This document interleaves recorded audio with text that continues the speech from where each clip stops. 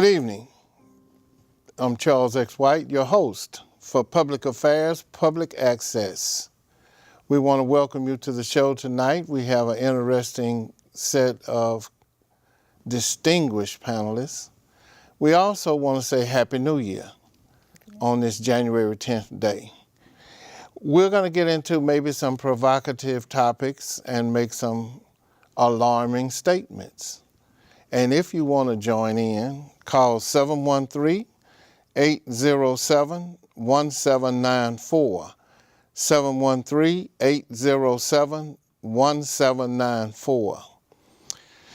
Okay, we did the Happy New Year. Let me introduce, we have Secunda Joseph, who is a radio talk show host. We have Lloyd Ford with Creative Economics Group. Right. We have Brandy Holmes with Imagine and Creative Strategy. Sounds good to me. Good, thank you very much. And we have Joshua Ben Bullitt with the Harris County Courtroom Observers. So how we're going to run the program today, we have two main subjects, education and political malpractice, as some of you all may know. But we're going to have a go-around of each panelist to talk about yourselves for about 2 minutes, maybe 3. Tell us who you are, what you do, and if you have any central thing that's important to you, put it on the table so we can come back to it. My name is, he introduced me, Secunda Joseph, and I am I work in media, particularly right now. I'm host of Imagine a World. It is a radio talk show that's also, you can also catch us on Facebook Live, and we focus on imagination. I got the title of the show from a couple of the organizations that I'm with, particularly BLMHTX, Imaginor, whose mantra is Imagine a World Where Black Lives Matter. So the premise of the show is highlighting topics and people and works that invoke imagination in us.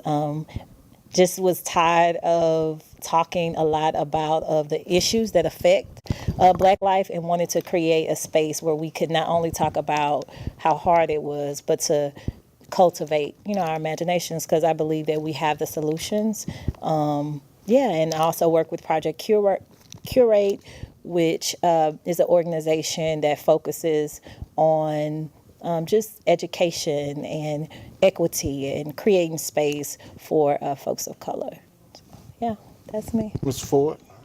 Well, my name is Lloyd Ford. Again, you almost had it right. It's Creative Group Economics. That's the one I was But I let you go with it this time. Let it go now. Close enough. You had the words right. Just, a little scramble. Right. But what we got, I guess we got together with the premise, 600 people giving $20 a month, that's $12,000. Like, what could we do with that?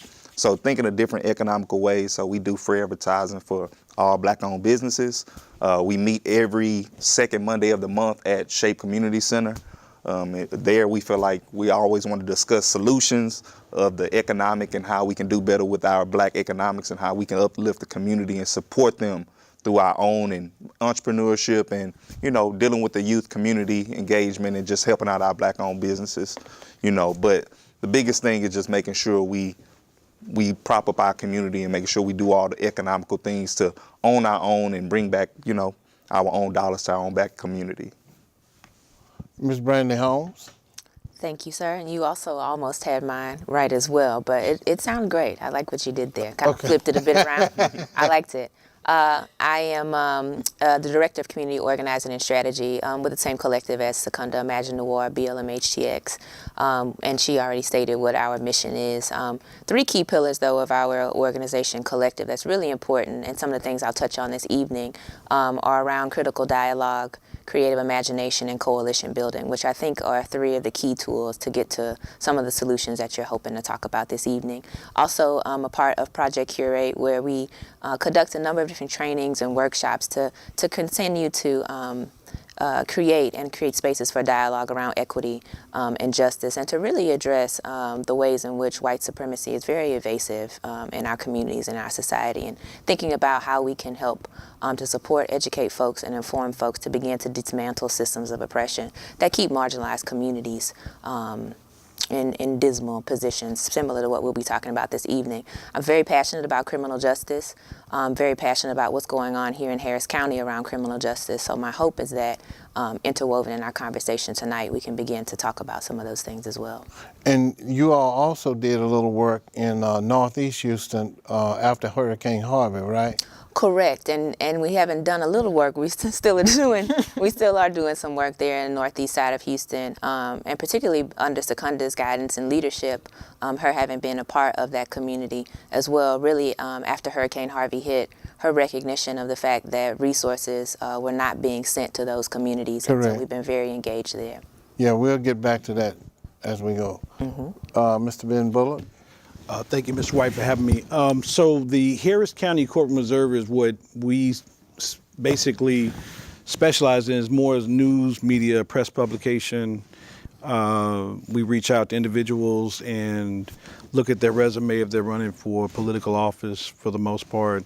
In addition to that, we write a number of editorials about current affairs at the courthouse or the courtroom, or judicial candidates, but that's not limited only to the judicial candidates. Essentially what we will do is we will use a panelist of attorneys that we have that will properly vet any individual that's running for office, whether it be Harris County, City of Houston, HCC, HISD. And the last election cycle, for example, we went to 16,000 voters, and we went to their homes. So we actually go. You mean old-fashioned door-to-door? Went to their home? Body to body, just right, and had them come out. We only were questioned one time by a constable, but that was legal. So going door to door is no problem. But what we essentially like to do is we get the information, compile it on the website, Harris County Courtroom Observers, and we send that data to voters so that they can read about it, understand who collectively is going to be the best candidates for the elected office that they're seeking. And so, and we make it available for everyone that's running. And some individuals don't want to participate, and we still go ahead and and open the books on their campaign filings, look at how much money they're bringing in, who's giving the money. We follow the money. And not only do we do that, but we also transcribe that into data and release that to voters so that they can understand what's going along. And in addition to that, in 2019, we have finally organized our City of Houston Child Drown Prevention Program, in which we're going to try to raise about $20,000 to help with child drown prevention in 2019. So our goal would be to eliminate child drownings in the City of Houston for the summer of 2019. So that's all that. I appreciate you having me here, Mr. White. So when we come back to talk about malpractice politicians and all that kind of stuff, Sure. Yeah. I want you to kind of touch on that, but also this is the first. Next year will be the first year that we won't have. This year we won't have straight ticket voting.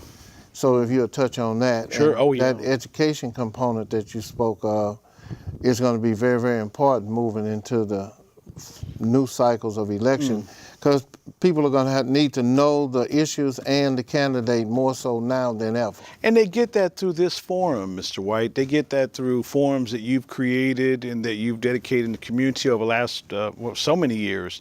But in addition to that, Yeah, don't tell them how many. no, I understand. But in addition to that, Mr. White, like I said, we have a panelist of attorneys that evaluate each and every candidate.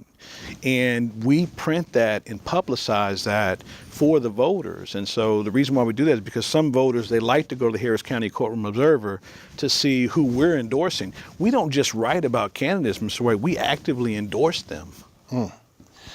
Okay, so that's the introduction. That's just to give you an idea, scale, and scope of who's here. But the breaking news, ... dash. Okay. Houston Independent School District. Governor Greg Abbott, the self-righteous, the all-seeing eye, came out with a hell of a statement on the leadership of HISD. I want to read it because I don't want to mess it up. Greg Abbott, what a joke. HISD leadership is a disaster. Their self-centered, impotent has failed the children that they are supposed to educate. If ever there was a school board that needs to be taken over and reformed, it's HISD. Their students and parents deserve change. Governor Abbott, I beg to add something to that. Although I do agree with some of the spirit of what you had to say, Greg Abbott. And if anybody knows Greg Abbott out there, y'all tell him to call in at 713-807-1794. Now I'm going to explain something why I beg to differ or to add something to what you said, Governor. I see this as a blame cycle with politicians. Now, this is my understanding how the process works. The governor appoints the commissioner of education. That's the governor. Now, he's talking about the leadership is a disaster. So I'm saying if the leadership at the bottom is a disaster, what about the leadership at the top that appointed the leadership for the leadership down at the school district? Mm-hmm. So he appoints, the lieutenant governor sets the agenda. Then you have a state representative that handles the calendar of what's going on the agenda. Mm-hmm. And then you have scores of people in between. And then you have the school board members. So not only should you blame the HISD board, you should blame everybody up the chain, including yourself, Governor Abbott. Oh, by the way, you were the Attorney General. Are you and is the Attorney General the watchman on the wall? So when you were not governor, where were you when HISD leadership needed help? Now, since I did work in HISD, this problem goes back 35 years ago or more, decades. This didn't happen. But in that period, it has consistently challenged the black schools. Mm-hmm. Why is it just the black schools that are low performing, Governor Abbott? That's my response. Oh, let me add one thing. According to the George Bush School, on a website, they have what's called a global report card. Now, this is just a little aside on low performing and low achieving students. So from the George Bush School of Public Affairs, they did a study on the global report card. And this global report card section deals with student achievement. And this is what it says. Fact, nearly 60% of a school's impact on student achievement is attributable to principal and teacher effectiveness. 60%. That means 40% is left for the parent, the student, the school board, and the state. I just thought I'd drop that little bit of information. Now,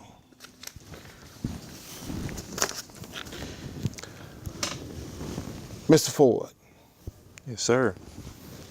we're going to start with you and we're going to crisscross. Bounce it back like this. You're a young businessman. For sure. You associate with other young business people. Yes, sir. What is it that you all see is your mission on education, general leadership inside the black community? Right. How are you all navigating the future for us that's retiring, my age, and for those that's coming with you and behind you? Right. What do you see happening in that sphere? To be honest, you know, we see a lot of stuff going on, and we know a lot of people advocate for college, and in which I'm for college because I've been, so I can't be against it. I feel like everybody should get the most education, but what it turned into be is more of debt for more minority people than it is actual help. We see a lot of people go get masters, go get bachelor's degrees, but at the end of the day, it doesn't do them any good because there's no jobs for them to partake in that they can even pay off these loans. So we see it turn into a lot. What we want to happen is preach more entrepreneurship. So we know a lot of people in building our own, and we know that a lot of stuff is going through our own group name, like Creative Group Economics. We know a lot of stuff go through people pooling their money together, building businesses, building up their community. And sadly to say, it's just us as black people, we haven't done it. We haven't done it. It has not been instilled in us. And sometimes that mindset eludes our people in a larger degree. Don't get me wrong. We got a lot of people, especially black women out there starting more businesses than ever. But at the end of the day, more black as a whole, women than black men. Now Exactly. you know they got to start business. Exactly. but the point of the matter is now we have to change and start to teach our people and our kids from younger about entrepreneurship and owning businesses and the process of doing business and just not going to school and getting a job and working for the rest of your life. Because one thing I preach even to all these people that go to college, I say, look, half the degrees that most of the people have in that room, I say you raise your hand, you work that job to the end of your life, you can put in your 401k, but if you're not doing something extra, it's not going to be enough. And in the economy that we see now, you just never know what things like 401k and Social Security is going to look like in 40, 50, 60 years, if it would even exist. In 5. Exactly. So, but these are things that we're not really thinking about. We're too caught up in the superficial things of right now. I know social media and reality TV and everything is big, and I just see these. It's not bad, but it's used as a distraction. And as long as we can utilize those things as tools and not a distraction, and get back to the real goal and teach our kids more of entrepreneurship in schools and younger kids, and we're reaching them earlier, I think we can do a little bit better. And that's our goal, is to preach and teach more entrepreneurship in our schools and through our younger kids, and not waiting until they get into college to start preaching these things. One of your accomplishments has to do with a book. Didn't you pen a book? Yes, I did just come out with a book called Revealing the White Lie, Faith versus Fact. And, you know, I wrote it because a lot of the things I grew up in the church, and a lot of us have. And a lot of us haven't really researched what we preach, what we teach, what we study. And my book kind of goes into the real facts of what our religion is, what we really preach, what we teach, and how it really affects our everyday life. Even though some people, go through it and strive, but we don't realize the masses of people that religion or some things that some churches or some religious factors may do that damage our people or other people or people in general. Okay, where can they get your book? You can go to faithversusfacts.com and get it. Of course, I'm on Amazon as well, but faithversusfact.com, you can get it. You can buy my research if you want to see where I get my research from, what I've read, what I've studied, and just get a little bit more insight of where I'm coming from. Okay. Now, Mr. Ben Bullard. Yes. What about the mayor's race? Give the audience an update on Mayor Turner, the type of, how do you see the Mayor Turner, Bill King, and Tony Busby? So Sylvester Turner ran on a platform almost 3.5 years ago. His platform was basically, promise everything, get elected and deal with it. And we see that through public session. We see community leaders coming back, asking the mayor, where's the community development center that you promised when you ran? Where's the abolishment of taxi medallions that you promised? So a lot of promises that were made by Mayor Sylvester Turner that were not kept. And so that tends to draw opposition. And so you get the $5 million Tony Busby, popping up. You get Bill King coming back. Bill King's going to come back. He lost last time by about 4,000 votes. But, what's different this time is Sylvester Turner is not going to have the fire department, backing him like he had last time. He was backed by the fire But they're fire supposed to be negotiating with the fire department next week, I believe. We can speculate into the future, but as of right now, I don't think the fire department is going to be back in his reelection. And so I think a lot of the money, there was a lot of special interest money. There's a lot of special interest money that goes around the table when people are running for office. And so there's going to be a lot of money that was there for Sylvester initially that's not going to be there this time. So I think Tony Busby is going to challenge him. I don't think Mayor Turner was expecting to be challenged at this level. So, definitely you're looking at a runoff for sure. Are there any other candidates in the woodwork that are coming out? In regards to the mayor's race? Yes. I'm sure you'll have, Give us your crystal ball shot. I think Chris Bell will probably take another shot at it. Chris Bell? Chris Bell, former city council member Chris Bell. Yeah. I think he'll take another shot at it. I wouldn't be surprised to see Chris Bell come back at it. I see Costello standing down. You remember Costello? Yeah, Stephen yeah, Costello yeah. ran against Sylvester Turner, and then Sylvester Turner ended up appointing him as the manager of the co-pilot of the drainage flood tax. The money. The drainage tax that was deemed illegal, and they still collecting it. That one, yeah. Like I said, I think the Sylvester Turner administration is in a lot of trouble here. That's why you don't see him out really campaigning. Last time he campaigned 22 months before the election. He's not even campaigning at this point. So I don't know what the long range vision is going to be for Mayor Turner. Well, we're going to talk about some district races at some point, Okay. and we may dovetail back to the mayor. But Ms. Holmes, your projects with education, or that you mentioned that you had your passion for, and you didn't say education, you said Criminal justice. criminal justice. I can say something about the education, But just or whatever. blend you it, say. blend it for us, blend it. Blend I know my you can do it. Just blend. There you go, blend your passion. Blend my passions. Yeah, blend it. That sounds like a smoothie or something. Kind Yes. of. Blend your passions.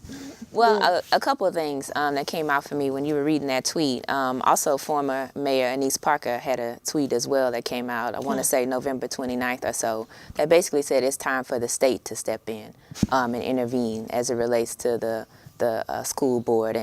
And when you're particularly talking about black and brown schools in under-resourced communities, anytime and any sort of indication, I've always been very frightened when I hear the words, it's time for the state to step in, and particularly when it relates to our communities. That's never been a positive thing for black and brown folks when the state steps in. It's time for the state to step in as it relates to what's happening in your home. Usually means that your children are removed because somehow the state deems you unfit. It's time for the state to step in. Typically, oftentimes means dismal outcomes for black and brown folks. So that's more of what we're seeing here. We know the issues with the school system, particularly as it pertains to black and brown schools, is that they've continuously been under-resourced, right? So what do you expect the outcomes to be? Also am thinking about the wording that's being used around reform. And I really do think that as people who are looking to see true change happen in the system. Reform to me simply says that we're trying to improve upon the current system. And some people would say that the system is broken, right? That's not something that I ascribe to, because something that's broken, if you're trying to improve something that's broken, then it's very difficult oftentimes, depending upon the level of brokenness, to fix it, right? But this system is operating exactly as it's designed to operate, right? Correct. And so I don't prescribe to the idea that it's broken. I prescribe to the idea that it's operating exactly like it should. So I really believe we need to begin to shift our language from conversation around reform to transformation. We need to see a complete change in the appearance of this system as it currently operates. And so that even leads into my ideas and thoughts around criminal justice as well. We've continuously been in Harris County reforming the criminal justice system. In 2009, the Department of Justice decided to intervene because some individuals who were incarcerated sued Harris County because of the ways in which they were being treated. And that brought a lot of attention from the Department of Justice. And since 2009, the county has tried a number of different things to bring about reform. And one of those things was some actions around the Criminal Justice Coordinating Council, which meets regularly, meetings that used to be open to the public that are now closed. There's supposed to be increased transparency at the county level. We've seen that with a number of different folks that have been elected. I will make sure that I increase transparency. Where there's opportunities for community to be present, those meetings have been closed. Data has been undisclosed, right, where there used to be data before. The county was charged with reducing the jail population by 21%. Today, we're still seeing them shipping folks out from the city and from the county into Louisiana, asking to have bed variances increasing in Harris County. So ways in which that we've been seeing reform happen have been very troubling and very disheartening to me personally. And so I'm not surprised to see that, you know, as one thing goes, so goes others. I'm not surprised to see the education system, HISD, operating as it is, because it was a reflection of what's happening in our criminal justice system. It's a reflection of what's happening for Black and brown folks all around. And I want to touch on something that Floyd mentioned around the entrepreneurship and those opportunities, right? The fact that Black and brown folks are not really engaging in entrepreneurship. Historically, we have engaged in entrepreneurship, right? We have tried to seek opportunities for capital, but oftentimes we're not given that capital, right? We try to go to the bank to get a loan to start a business. Well, because of white supremacy and the way those things operate, we're not given access to capital.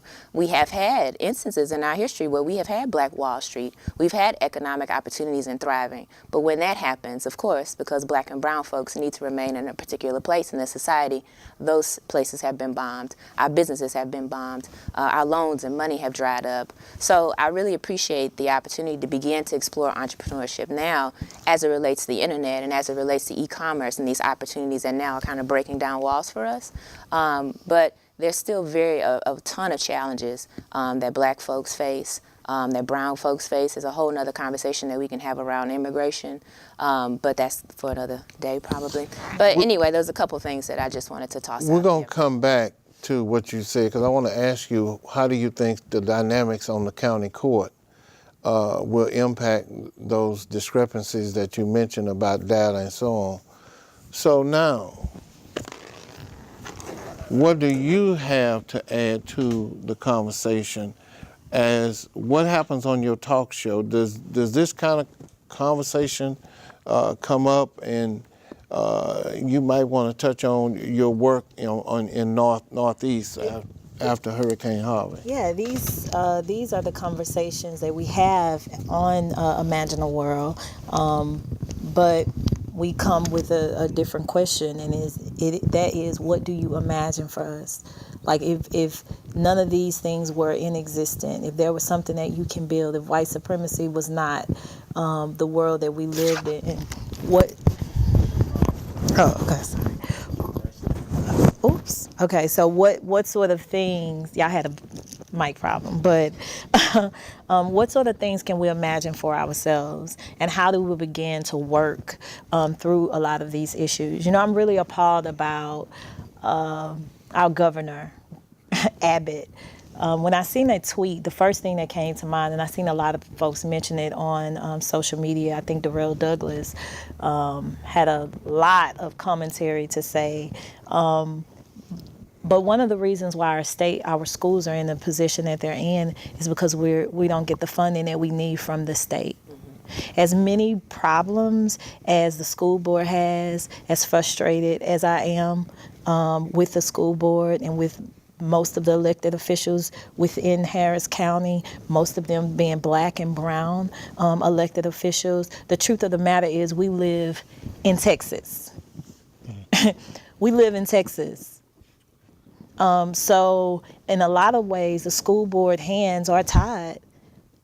Our HISD has to pay back the state. So schools like Kashmere, people who live in areas like Third Ward, black and brown people who live in areas like some of what was First Ward, what's left of First Ward. Do you understand? Right where we at Navigation. These parents, underserved communities, low wage paying, a lot of them, their schools are obligated to pay Texas back as if this is a rich community because we live within the city of Houston. That's a problem. So how dare a man who is the biggest issue as it relates to our schools not having what they need, schools within our area in HISD, you said earlier that, was it 60% has to do with the teachers and the principals? Well, how can a principal be successful if at a school consecutively they've had 10 principals? Right. Year after year after year. Destabilize the leadership. Intentionally. Right? So, and then that's not just with our education. We can turn it with look at insurance. We can turn however you want to move this world, this circle, this bubble of disrespect, towards our community.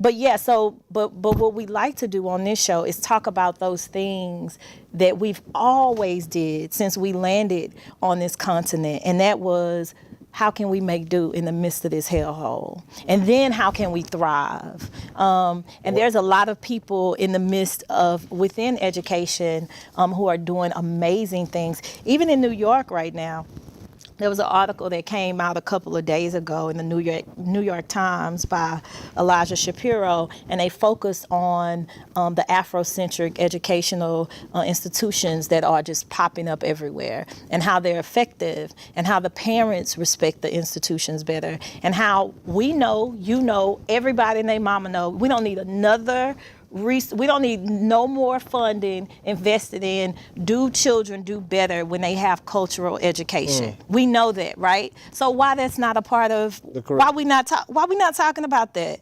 Like one of the things that they said about the New York Independent School District is that if parents decide that that's better for their school, that's a possibility. So what are the possibilities in Texas?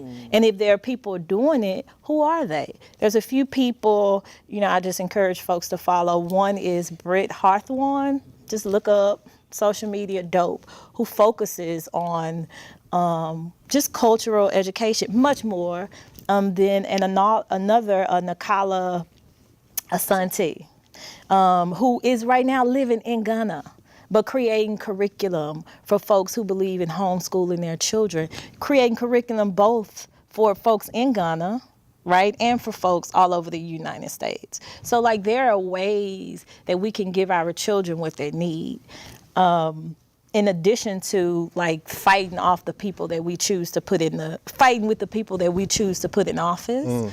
There are other things that we have to do so that we can thrive. You made me think about Malcolm X's statement. We didn't land on Plymouth Rock. Plymouth Rock landed on us. Yeah, it did. And we've been under the rock, under the gun, underserved. We've been marginalized. We've been underpaid. We work for free. And we still don't get the due return on investment that our taxes pay. Yeah. HISD, and like any school district in the United States, for about 40 years there's been some research done by several researchers, PhD people, but the one that I refer to the most is Dr. Joyce Epstein. She said four good things, and this is widely known. 4 good things happen when parents are engaged. Attendance improves, grades improve, behavior improves, and parents' attitude toward the school improves. Now, that was in the original piece. In her additional study, she added 2 more of those planks of improvement. Now, this is widely known, but you can go into any school in Beaumont, Houston, Port Arthur, Jasper, and you'll only see parent engagement to that degree in certain schools.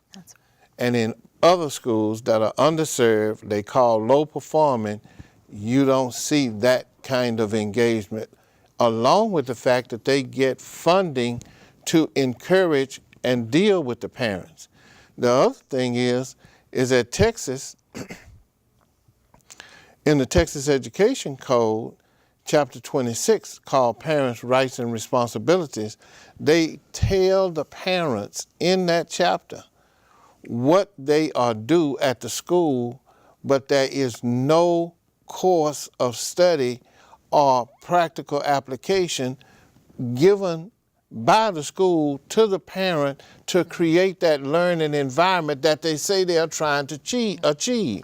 So if you're leaving out a key component, which is the parent in student achievement, don't tell me you are doing No Child Left Behind. That's right. But that's another world. Can I add one thing? Yeah, add 2. The other thing about, this constant conversation around lack of parent engagement for Black and brown children, right? What we also are not recognizing is that the engagement may not be there because they're having to work 2 and 3 jobs because of wage issues, right? We still are fighting for a minimum wage, and the fight for 15 has been going on quite some time. But let's be honest, how many of us can live off of $15 per hour right now, right? So the way that capitalism operates and maneuvers is that it's a requirement for these folks to have to work multiple jobs. So while a parent may desire to be deeply engaged in their child's life, when they're having to work 2 and 3 jobs, say for instance they don't have adequate transportation, we look at the ways that the transit system is, even here in this city, the difficulties, and you can speak to Metro with changing these bus lines. Metro, and when they close down, go ahead. And we have some young people that come to our program that come from Fifth Ward, and Fifth Ward they come from is literally 10 minutes away from downtown. Do you know it takes them over 45 minutes to get to our office because they have to take one bus to get to the transit center, another bus that takes them to another transit Now center, watch this. and another bus that takes them to our office. In the capitalistic world and the way government works, they close certain routes, Right. deleted certain routes, and rerouted certain routes to go through downtown, Right. which is the money district. Right. It's a guy named Paul Magaziner talked about he's a subject matter expert on Metro, and he said the money go round, because they want to take you to some of these economic centers so they'll bleed that money and take you longer to get there, because the medical district, entertainment district, the downtown district, the airports, that's the cycle that they want to use for the new people that are moving in. That's right. Okay, so let's double back. What do you see for any anomalies happening in the district races? Any new pop-up candidates? Well, you mean in the district races for HCC and HIC?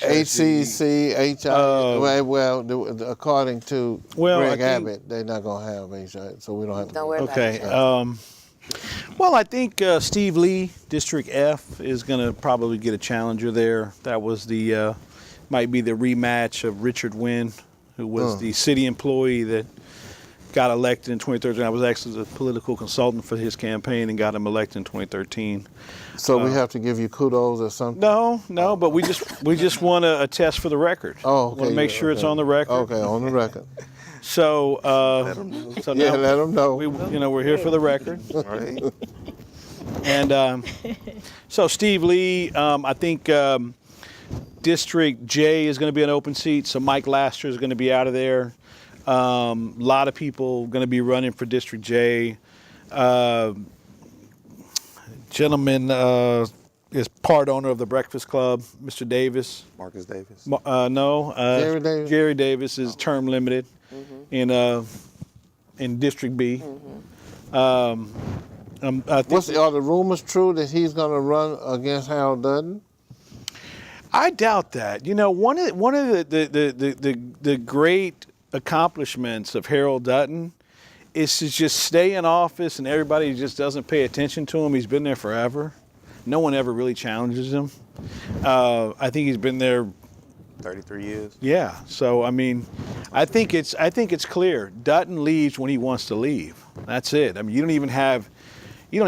he's not ever really being challenged. He has to run every 2 years, and he just basically gets a free walk-in every 2 years. Mm-hmm. You know, there was a young attorney I think ran against him, but you know, where was the money at in that particular competition? He did get, I think, around 40% of the vote, but at the same time, the money disparities was astronomical, I'm sure. And the And name he's an recognition. incumbent. Yeah, incumbent. Right, the name recognition. Yeah, As Amanda well. K. Edwards.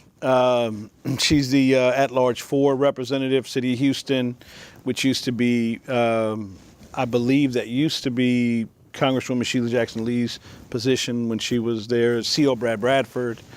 I'm not thinking that Councilmember Amanda K. Edwards is going to get a challenger. I think she won't be challenged. I think Mike Knox is going to get a challenger. So that'll be a lot of people run against him. David Robinson may even get a challenger. I know that there's been a lot of announcements made in At-Large 5. You got Lori Robinson has announced she's going to run again. If you remember her, she's run a few times in the past. Catherine Flowers is going to run. So a lot of people, you know, we've got a lot of different activity. District C is going to be open. Ellen Cohen is out. She's gone, and so we're probably going to have Do some. we have any applause, or is it just? Well, you know, I think again, you know, that's a district race. I don't think that. I think she was, you know, she was elected overwhelming margin every time she ran for office. So I mean, I think people in her district are pretty satisfied with the job she did. Oh, really? Okay. Ellen Cohen, District C, near town, midtown, of course, yeah. What about D? District D, Dwight Boykins. You know, Dwight ran in 1997, went to a runoff and lost to Michael Berry. Were you aware of that? Yeah, Michael Berry, the radio host. Yeah. Michael Berry beat Dwight. We call him Councilmember Boykins in person, but on the show we just refer to him as Dwight. Dwight and Michael went to the runoff, and Dwight came up a little short in that one, and he lost in '97. Didn't reapproach again. Went to a district race, and this is what we're talking about. Councilmember Boykins brought $200,000 to District D. Ran for office, I think it was in 2013. Yeah. And so everyone else that was running for that What particular, you mean brought $200,000-$300,000? he spent $200,000-$300,000 easy. For his campaign. Yeah, for his campaign in a district race. I mean, he's spending 10, 15, 20,000, you know, every week. I mean, this was every other person that ran in District D was spending 20,000. There were some individuals, I think Georgia Provost spent about 31,000. But there's no competition when someone comes forward in a district race and spends $250,000. So I mean, Dwight figured it out. He had the right amount of money. He had the name ID, and as a matter of fact, last time he ran, he wasn't even challenged. He didn't even have a challenger. So that says a lot. So there's obviously some people in District D that are pretty satisfied with, with the job that Councilman Boykins is doing. And some people are not. I mean, one thing I would say, a lot of we, especially, and don't take this negatively, especially in the black community, just because an incumbent's been there does not declare, satisfaction. Exactly. Like most people, to be honest, they just uneducated about what's going on and what this person really done. Really, all people really see is the pictures and hey, I'm here at the community center, or hey, I'm here, but they not really looking behind the curtain. And that's why I say it really comes down to that education part of letting people know what their people really vote for and what they're for and what they're not. And creating a culture within the city where we understand what their jobs are. Like, if we don't understand, how am I supposed to hold anyone accountable if I don't even know what you're supposed to be doing? But I seen that when I needed a air conditioner my grandmother needed an air conditioner unit, and some families were able to provide that, right? And I'm thinking, okay, that's good because he helped us. But what you were really supposed to do is get some of this funding that we've been taking with our paying with our taxes and taking this money and improving the whole street, all these houses, right? I shouldn't even have to ask you that because there's funding for that. Now that's not something that happens specifically. I'm just giving an example of the way that it works. And a lot of times half of it is, miseducation or no education, but it's also a lack of choice. Like, this is who we have, but the other person is worse. Like this people, they hate us, or this other person is gonna be just as unscrupulous, and then at the same time, no experience or experience doing some other dirty shiggity 5 years ago. So like that's my choice. People mad because we don't go out and run and voting for them, or they upset because we voted for the same person. Well, hell. Right, and I'll say this: it's kind of when you have these two people, and to be honest, when you go against the system that be like, if somebody was to just run against a Sheila Jackson Lee or a Boris Miles, like they would try to demonize you for running against them without asking for their permission. But how do you ask someone permission to do something what you feel is right for your community if they're not doing what you asked them to do or what the community is asking them to do? So what are they, Crips? We're paying attention. I mean, to be honest, it's my way or the highway, and if you don't agree with the system that we got put in place, then you can't play. And we'll make sure that the community and the money that we have, nobody wants to touch you because we're all here in this circle together. And if you don't want to play in this circle, then you can't play at all. And I think that's what we got to realize about some of the black politicians and the structure in Houston as well. And some people will never get to that statue because once they try to go against the powers that be in our own community, they get shut down and shut out. That's true. Yeah. Well, we have not been educated in public policy. Sure. Correct. There are two primary functions of any level of elected official. Create public policy, good public policy for your constituents, and manage the dollars that come through the taxing process in your district. I have seen capital improvement requests from the 80s still haven't been serviced. In one particular area that I'm familiar with is Sunnyside and South Park. So Acres Homes is worse. Cabinet Garden and Trinity Garden, come on. Let's not talk about Lakewood. City Gas. City Gas. So the point is that it's like from my point of view, the black community's tax dollars is the cash cow that pays everybody, and the black community services from tax base is delayed and deferred somewhere else. I think it's Kathy Whitmire that deferred the tax revenue for the next 20 years is going west. So if the tax dollars are going west for improvement, what about east? And you did not hear from Jerry Davis. You have not heard from that state representative, Harold Dutton, because they know all of this. And Weaver Road, Lockwood, Tidwell, on that east side, it's just as bumpy as it was when I used to walk down the street. Potholes. You can't even get Still, down yeah. the Oh, street. don't talk about the pothole. But We have to talk about the mayor if we talk about potholes. Still,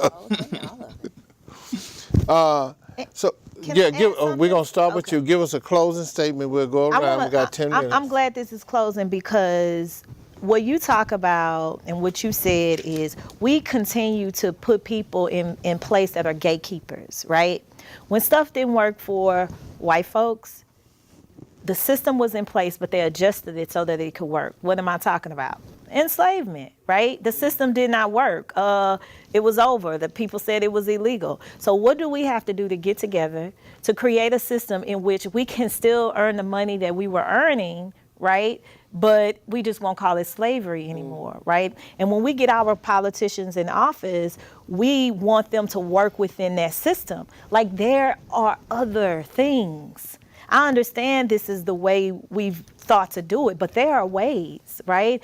I'm not saying that those ways are easy, but how do we begin to cultivate a community that says, I'm going to get in not so that I can be what I'm saying that I want to change, but how do I get in and tear it down? How do I get in and deconstruct? How do I get in and understand the system better and get information out, right? And the next thing I want to say is I want to talk about is reparations. Because for me, this conversation, what you were talking about, has everything to do with reparations. I had an opportunity this weekend to visit the Whitney Plantation, which is between New Orleans, Louisiana, and Baton Rouge, Louisiana, right? And when I went through the plantation, what kept coming to mind was capitalism, right? Enslavement is the structure that built capitalism, right? And the good thing about this plantation is that, and Brandy is the one who directed me to go because she visited it some years earlier. But the good thing about the plantation is that it's told from the standpoint of those who were enslaved. But the best thing about it is that it breaks down the money. Right? It breaks down the money. And we're talking about redlining. And we're talking about, so what happened after enslavement? Sharecropping, right? Or convict leasing. What happened after sharecropping? Right? What was this redlining, these systems that continue to push us out. And then we left running around. I want to say this one note because it says, what is needed, this is by Ta-Nehisi Coates, and you want to know more about reparations, this is a little bit about it, but it was called We Were 8 Years in Power. And people say that reparations will give us a problem, it'll divide us, but this is what he says. The wealth gap merely puts a number on something we feel but cannot say. That American prosperity was ill-gotten and selective in its distribution. What is needed is an airing of family secrets, a settling with old ghosts. What is needed is healing of the American psyche and the banishment of white guilt. We need to scrape this cookie clean and start over from scratch. And I think one of the ways for us to do that is to really begin the fight for reparations. I guess my message to everybody is, we've been doing things, been fighting for the same fight for so long. We have to do something different. What are the things that we're doing differently in our lives, taking action? We have to be more educated. We have to fight some of these fights from the inside. How do we turn around some of these organizations like the NAACP that may not be doing the things that we want to do? We have to do it from the inside. You can't change these things or these organizations unless you are members. And not paying attention to some of these organizations that's been gatekeepers over black people for so long, we have to be a part of them. We cannot watch from the outside and allow them to make decisions on behalf of black folks and black people in our black communities without some accountability.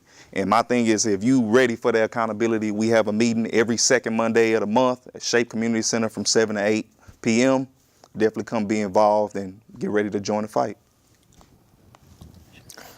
My final thoughts are, I think the time is ripe for transformation. I really appreciate what Secunda said and what you said, brother, around the opportunities for us are ripe. And I think that one thing that's important is that we continue to speak truth and life into our community, particularly where there's lies about us not voting and us not participating in the electoral process. We know black and brown folks, brown folks who can vote, which is a whole nother story around citizenship, but that black folks come out to the polls in record numbers.